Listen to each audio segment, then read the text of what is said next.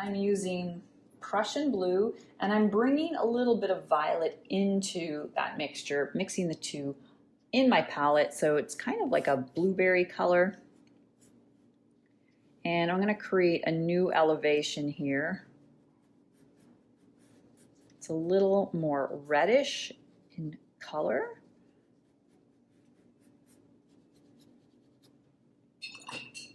I'm going to fade this out with water very quickly. We never want that lower edge to dry.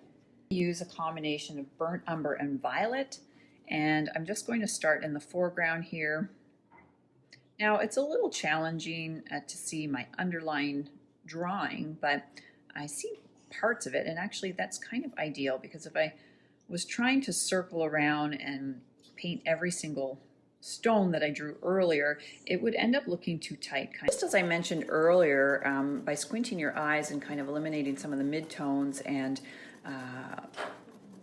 kind of that busier texture that's unnecessary, the same thing will be, or the same technique can be used for sketching. I'm basically just kind of squinting at my image, and what I'm looking for are some of the main shapes that stand out. So that's really what I'm trying to record here. Notice that I'm using almost continuous line drawing, meaning I don't take my pencil off the paper. And this will allow me to feel a little bit more connected to my subject matter.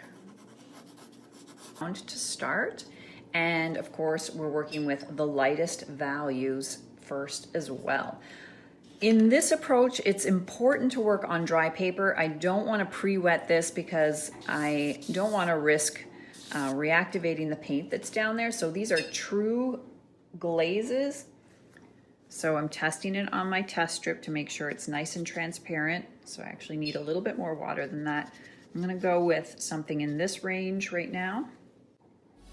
I'm not too concerned about the greens. If I paint over them, I paint over them. I'm going to try to avoid them because green and red are complementaries and they can get a little muddy, so